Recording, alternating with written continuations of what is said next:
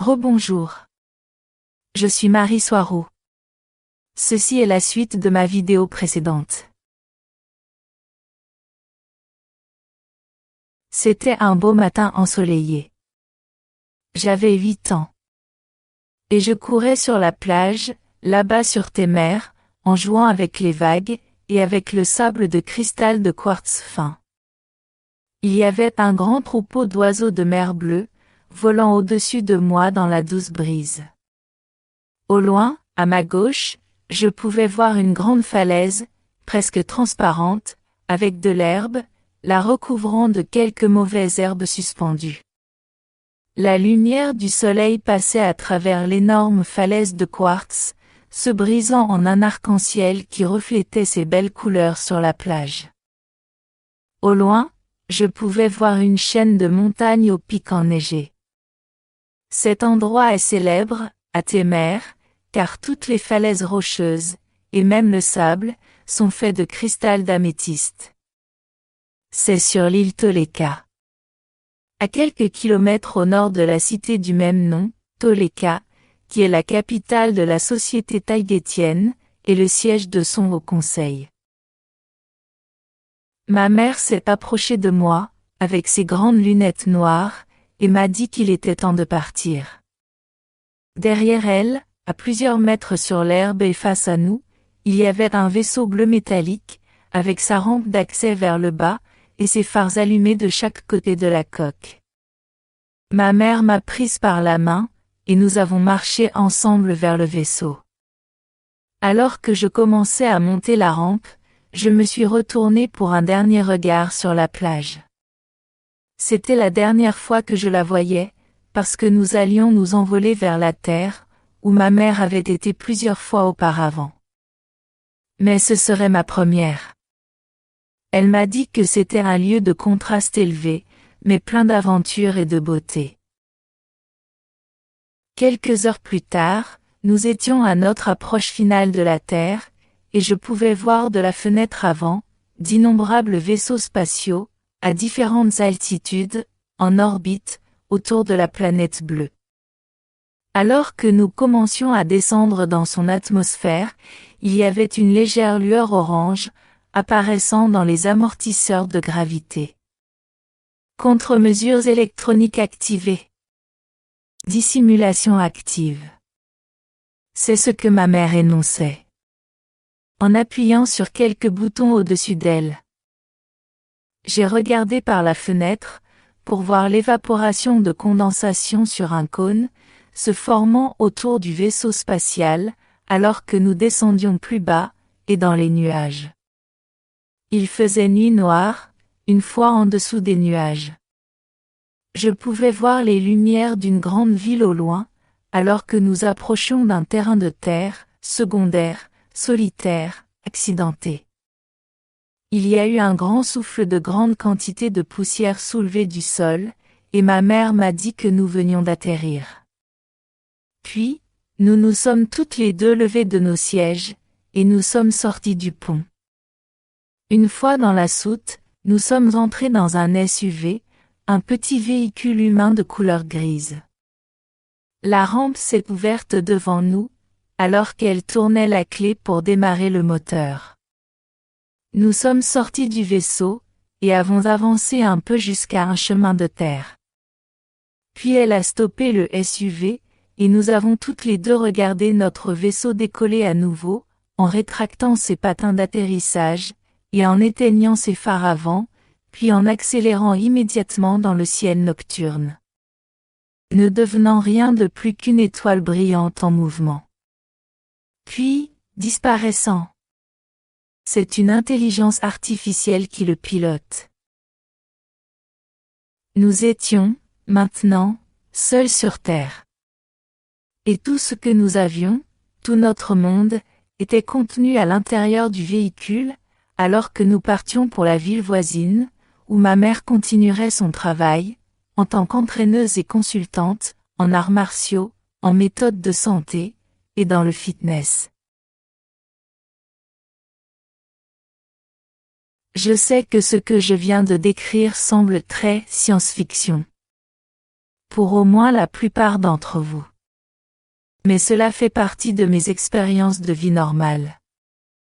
J'ai vécu avec ma mère dans un immeuble, dans une grande ville. J'avais l'habitude d'aller avec ma mère à son travail, et je la regardais. Elle donnait des cours d'arts martiaux, d'autodéfense, aux gens.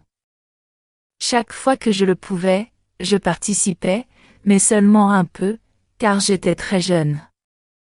Mais c'était surtout très ennuyeux pour moi. Après son travail, ma mère me faisait l'école à la maison, en accordant une attention particulière à ce que je devais savoir sur la société humaine dans laquelle j'étais. Mais je me sentais très seule. Et je voulais jouer et rencontrer d'autres enfants de mon âge. Alors, j'ai demandé à ma mère de m'inscrire dans une école locale. Mais, elle ne voulait pas m'inscrire. Et j'ai presque dû la supplier. Elle m'a alors expliqué des règles strictes que je devrais suivre, et toujours. Par exemple, je ne pourrais jamais quitter l'école sans elle. Et je ne pourrais jamais le dire à personne que je suis pas humaine. Et que je suis venue à bord d'un vaisseau spatial. Alors que les semaines se sont transformées en mois, à l'école, j'ai senti que je m'étais bien adaptée. Alors, j'ai commencé à me sentir à l'aise, ici-bas. Peut-être trop à l'aise. Car j'ai commencé à trop parler, et trop ouvertement. Parce qu'en effet, j'ai commencé à raconter à tout le monde des histoires alternatives, qui différaient beaucoup de celles officiellement acceptées, et à peu près sur n'importe quel sujet. Cela a amené mes professeurs à me voir comme une enfant à problème, et j'ai non seulement été envoyée plusieurs fois au bureau du directeur, ma mère devant assister également à ces réunions. Mais il fut ordonné un jour à ma mère de m'emmener voir un psychologue. Je n'étais pas méchante. Je ne savais vraiment pas quoi dire, ni ce qu'il ne fallait pas retenir. Je n'avais que 8 ans, avec mes deux réalités mélangées. Je ne sais pas où l'un s'est terminé, et où l'autre a commencé. Quand un enfant disait à tout le monde que son père avait telle ou telle voiture de luxe, je répondais que ma mère avait un vaisseau spatial. Et j'ai été accueillie avec des rires et diverses remarques de tout le monde. Et une autre fois, j'ai innocemment demandé à un autre enfant quel type de vaisseau spatial sa mère avait. Cela arrivait à chaque fois, de plus en plus souvent, et pas seulement à propos des vaisseaux spatiaux, mais avec chaque sujet de conversation et d'étude. Je ne pouvais tout simplement pas comprendre comment les gens pouvaient croire des mensonges aussi évidents dans les nouvelles, et toutes les faussetés dont on parle dans les écoles publiques. Bien sûr, j'ai commencé à être isolée par mes amis et mes professeurs, car ils me voyaient comme une fille bizarre et folle. Et comme il fallait s'y attendre, ma mère m'a fait changer plusieurs fois d'école. Mais j'ai clairement senti que je ne pouvais m'intégrer nulle part. Certains de mes amis me toléraient, tant que je ne commençais pas à parler de choses étranges. Mais ceux-ci étaient minoritaires. Mais l'une des choses qui a le plus attiré mon attention, c'est qu'ils n'écoutaient pas, ou ne se souciaient même pas, d'écouter d'autres idées, ou façons de voir, tel ou tel sujet. Et qu'ils ne se souciaient certainement pas, de savoir si je disais la vérité, ou non. À propos de moi, venant d'une autre planète, bien que, techniquement, je sois né en vérité dans un vaisseau mère quelque part dans l'espace profond, j'ai remarqué à quel point, leurs esprits sont contenus dans un couloir de réalité très étroit. Pensant toujours que l'humanité est au sommet de toute évolution, quelle qu'elle soit, et le centre de l'univers.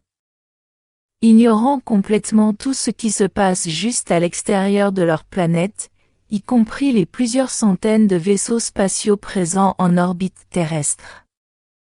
et obéissant aveuglément, et croyant tout ce que leurs autorités leur disent. Ou devrais-je dire leurs ravisseurs? Lorsqu'un vaisseau et son équipage, de n'importe quelle race lyrienne d'apparence humaine, qui se trouvent en orbite et opérant autour et sur Terre, ils se rendent vite compte qu'il est plus facile d'obtenir, au moins la plupart de leurs éléments essentiels directement de la Terre, sans avoir à dépendre autant de leurs vaisseaux de ravitaillement, depuis leur planète d'origine.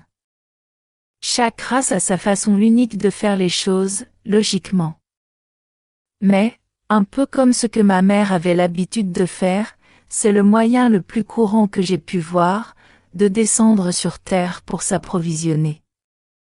Le groupe extraterrestre aura un ou plusieurs véhicules humains, voitures, ou autres véhicules de transport.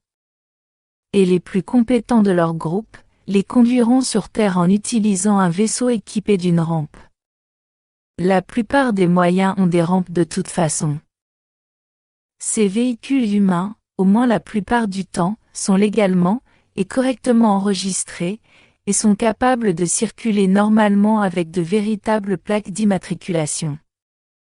Et les non-humains capables auront également des permis de conduire légalement obtenus, car ils détiennent des identités humaines, comme je l'ai décrit dans le message précédent. Ce sont eux qui obtiennent les ressources pour le reste de leur groupe, qui restent en toute sécurité à bord de leur vaisseau spatial. Une fois sur place, ils les conduisent simplement dans un centre commercial, où ils achètent tout ce dont ils ont besoin de manière normale. Bien que j'ai entendu dire qu'il est également assez courant, que certains groupes non humains volent ouvertement tout ce dont ils ont besoin, laissant parfois une compensation monétaire disproportionnée. Comment ils obtiennent leur monnaie est un sujet compliqué. Jusqu'à récemment, ils obtenaient tout le montant dont ils avaient besoin, en piratant les systèmes bancaires, et les guichets automatiques, en utilisant leurs ordinateurs beaucoup plus avancés.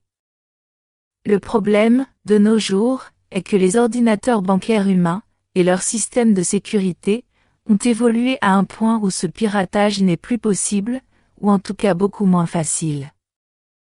Mais la plupart des extraterrestres d'apparence humaine, qui vivent sur Terre pendant de longues périodes, finissent par développer des compétences de survie qui leur permettent de gagner de l'argent de manière normale, tout comme la plupart des humains le font. Tout cela signifie qu'au fil des années, un équipage de vaisseaux, en orbite autour de la Terre, commencera progressivement à voir leurs vaisseaux se remplir de toutes sortes de choses de fabrication humaine.